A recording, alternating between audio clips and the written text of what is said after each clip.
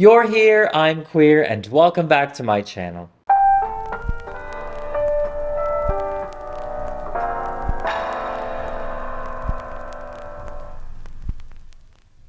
For this video, we are going to do another review of my own doll creation, and that is Miss Emma Frost in both human form and her diamond form. So if you guys have missed the creation of Miss Emma Frost, it is a two-part tutorial videos. I will have that linked down below and also here at the iCard. I really like doing these retrospective reviews of the major dolls that I made. The art projects that really took a toll on my life and my essence mentally, physically, financially. Like, I want to do our reviews on those because I feel like there's still so much to cover and so much more information that I want to share with everyone.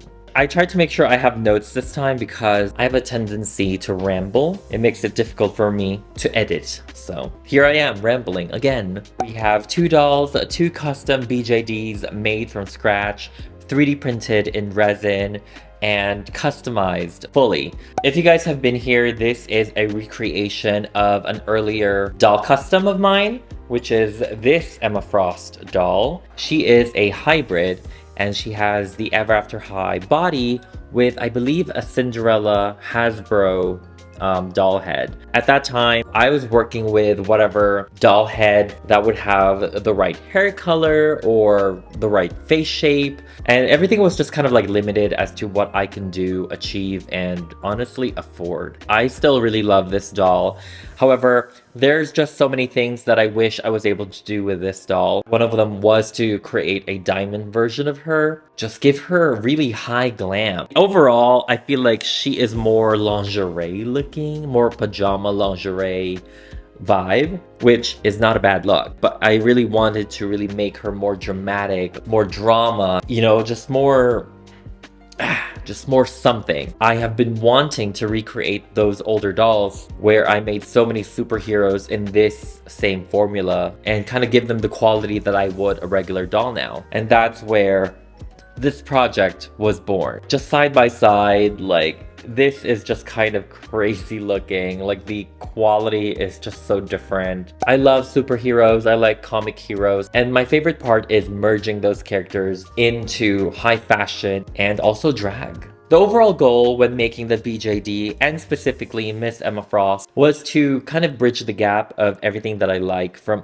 other figures, from other toys. Because Miss Emma Frost is a BJD, Miss Emma Frost is a 1/6 fashion scale, and Miss Emma Frost has the action figure elements. You know, she has the power crown, she has the wired cape.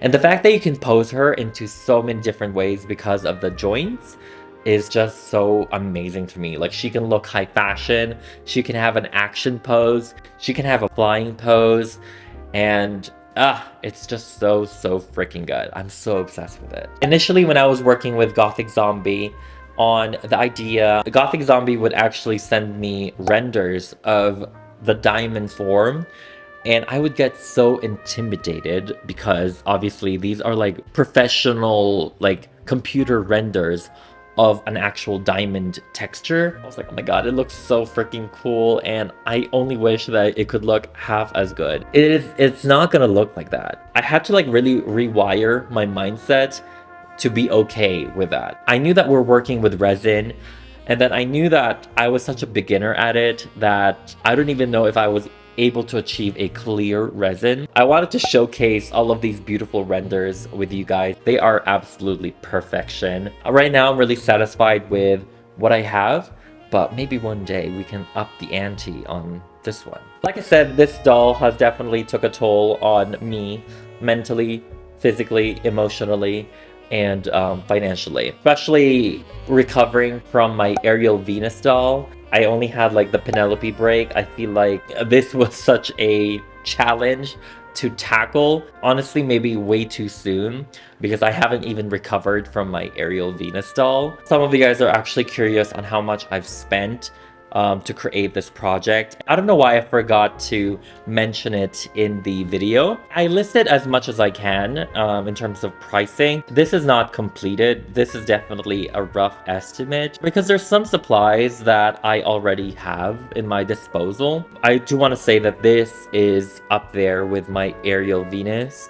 I am not happy about that at all. You know, I knew that I had a goal. For sure, this one was a little bit more because of the initial supplies with 3D printing. So I am accounting that as well. I was like, you know what? If I'm able to achieve that goal some way, I'm okay with it. I'm okay with it. I'll take the sacrifice. Of course, this wouldn't have been a thing without GothiqueZombie's amazing talents. And they do have an open commission, I believe, still on Instagram. So if you guys are interested in getting something sculpted for your dolls, they have a comprehensive price list on their Instagram, I believe on their highlights, or feel free to give them a direct message. But for all of the sculpting, I gave them roughly 400. I was really going into this project with zero knowledge on how to resin print, and they were just so comprehensive with giving me tips and tricks and helping me. So I was really thankful for the help. So if you guys, again, are interested in getting a doll or an accessory for your dolls or whatnot, go ahead and hit up gothiquezombie on Instagram. For the 3D printer, I actually got it from Amazon, and I believe I spent $290 on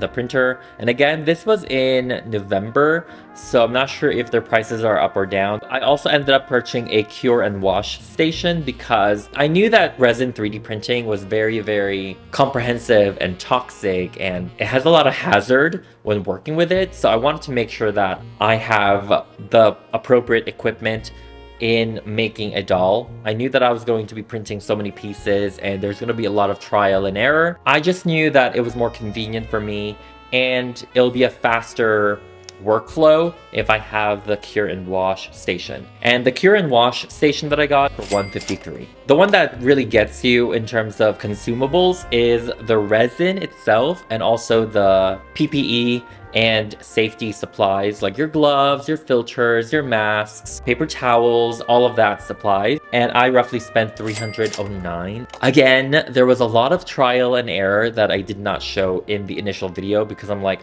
this video is already too long. Overall, I think I spent like $1,500 just to gather the supplies. This is just the initial cost of obtaining the printer, obtaining the cure and wash station, and obtaining all of those resins. I'm sure moving forward it will be less costly because I kind of have more of an idea on what I'm doing. And also that cost is very project specific because I'm making 2 dolls and I'm making 2 dolls that is different resin. Overall, it's just double the price. I mean, I'm really happy with the outcome of this doll and I'm really satisfied with the results. The possibilities for customizing really has opened up a lot more because I got the resin printer. So I really do recommend it if you guys are interested. And I'm not gonna lie, my wallet is suffering from this project, from my aerial Venus project. I mean, it hurts, but I'm sure it will recover sometime.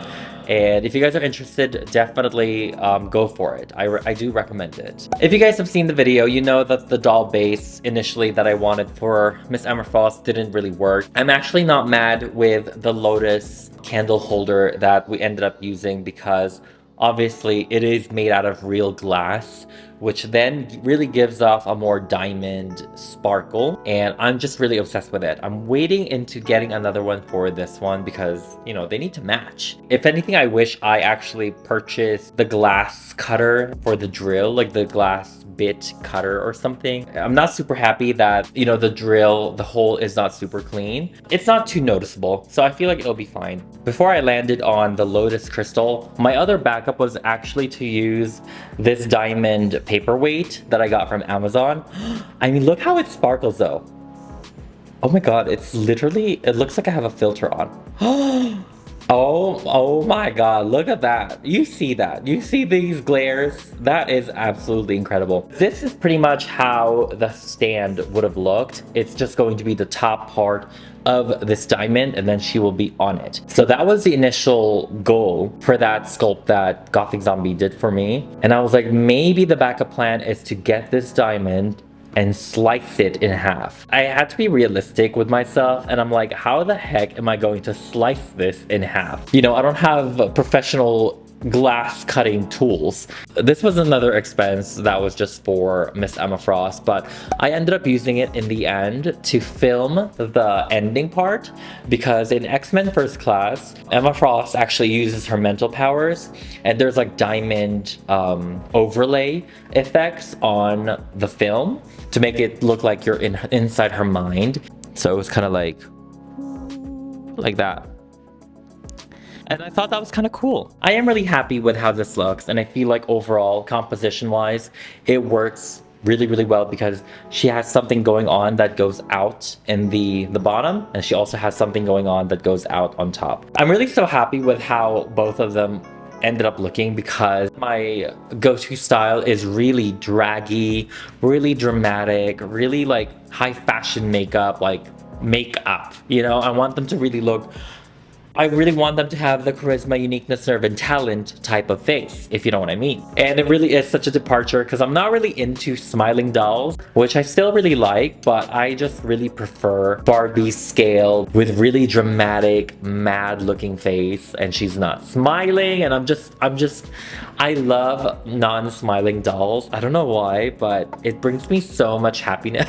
It's kind of funny how it brings me so much joy when a doll looks so mad and just not smiling. Maybe I'm just so used to the dolls that's being sold nowadays. Everyone's just smiling, and I just want to pull back and just give you the mad look, the smize look, you know, the supermodel type of look. So yeah, it makes me really happy.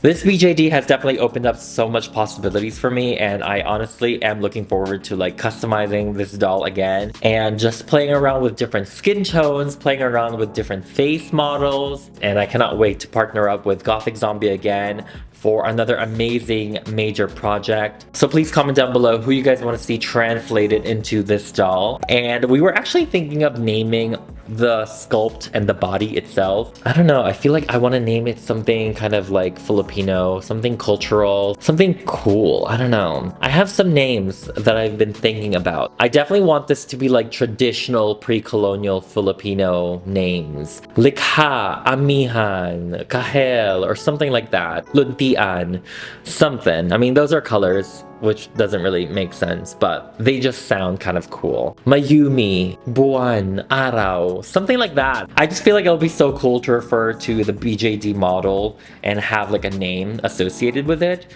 For the most part, I am really, really happy with her outfit, her fashion. This is definitely a pinnacle of my version of Emma Frost. From her crown, from her cape, from her X uniform. And fun fact, this particular outfit that she actually wears in the new X-Men comic is actually backwards. The skin that is being shown in her costume is an X. So I thought that was just so freaking cool, and it's so Emma Frost. And overall, I feel like I was able to serve you guys the full glam of what I think an Emma Frost glamorous doll would look like, and I'm just so obsessed. Like the hair glitter everywhere. I mean, I feel like most of my dolls have glitter, but you know, I love that she can wear the Model Muse Barbie heels.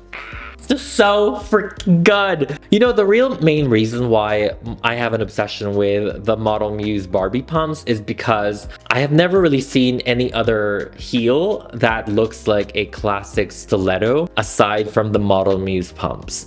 I feel like this is just so classic, like stiletto pumps, and it just looks like the So-Kate from Louboutin. Just so fashion to me. And most of my dolls are high heeled. You know, I love heels on the dolls, specifically stilettos. If I was to change anything, it would be the specific wire that I use for this cape, because it's way too hard.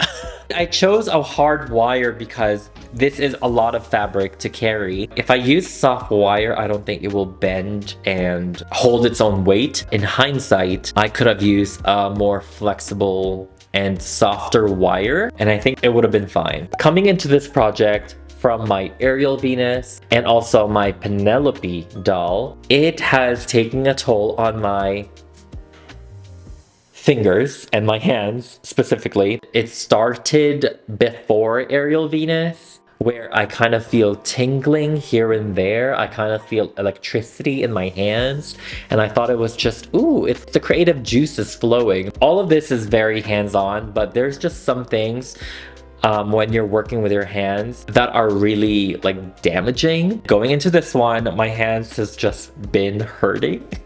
I haven't really gotten my hands checked up because I don't have insurance, but I'm assuming that it could be carpal tunnel. A lot of the things that I have read, it sounds like it. I can't even really text sometimes. I was feeling that in the middle of making Miss Emma Frost, but I was pushing forward. So now I feel like I really need to rest my hands and try to recover as much as possible, which is kind of annoying because everything you do in daily life is triggering the pain. I hope you guys enjoyed this doll. I hope you guys enjoyed this retrospective review. Comment down below what you guys think of Miss Emma Frost in her diamond form and her human form. Again, if you guys have missed it, please go ahead and check it out. There is part 1 and part 2. The links are down below and here at the iCard again. I really appreciate it if you guys would give it some love, some likes, some engagement, comment down below and all that. And it would really help this channel overall. And I think that's all for this video. Thank you guys so much for watching. I hope you guys enjoyed this video, and I hope you guys have a good day, a good night, and a good time. And I hope to see you all on the next one.